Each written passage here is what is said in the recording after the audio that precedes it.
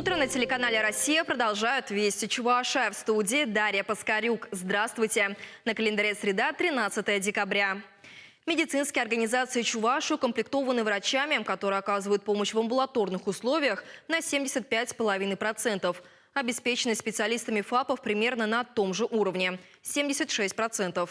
Об этом стало известно на совещании в Доме правительства.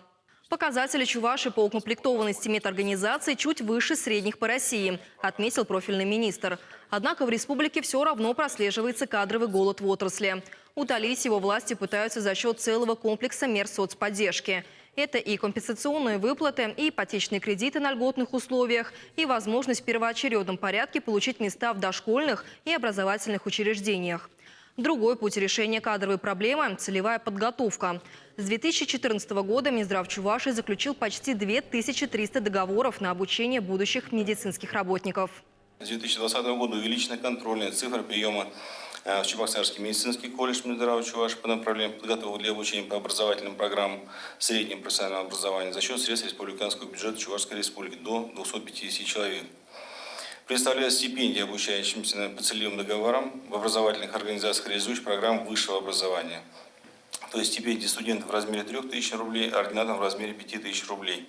Для специалистов среднего профессионального образования стипендии в размере 2000 рублей. Также с середины следующего года в республике собираются ввести новые меры поддержки для работников здравоохранения. Сейчас идет подготовка нормативных документов. Напомню также, что на федеральном уровне уже с января 2023 года будут установлены доплаты медработникам первичного звена, врачам и медперсоналу районных больниц, скорой помощи. Размер надбавок будет варьироваться от 4,5 до 18,5 тысяч рублей. К другой теме. В следующем году в Чувашии начнут претворять в жизнь 747 новых инициативных проектов на селе. Об этом сообщили в региональном Минсельхозе. По информации профильного ведомства, сельчане готовы софинансировать в первую очередь строительство дорог. Дальше в складчину с властями они готовы воплощать проекты по обустройству мест отдыха и приведению в порядок детских площадок, очищению водоемов. Общая стоимость проектов составила порядка 1 миллиарда рублей. На сегодняшний день на их софинансирование в республиканском бюджете предусмотрено чуть больше 390 миллионов. Однако этой суммы для реализации всех инициатив, отмечают в Минсельхозе, недостаточно.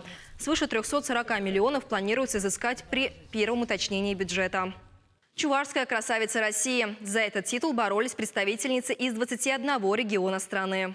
Участница ожидала несколько испытаний. Девушки должны были показать владение чувашским языком, продефилировать в национальном костюме, приготовить традиционное чувашское блюдо, а также выступить с творческим номером. Корона и звание «Чувашская красавица России» была удостоена Анастасия Поркина из Маргаушского района.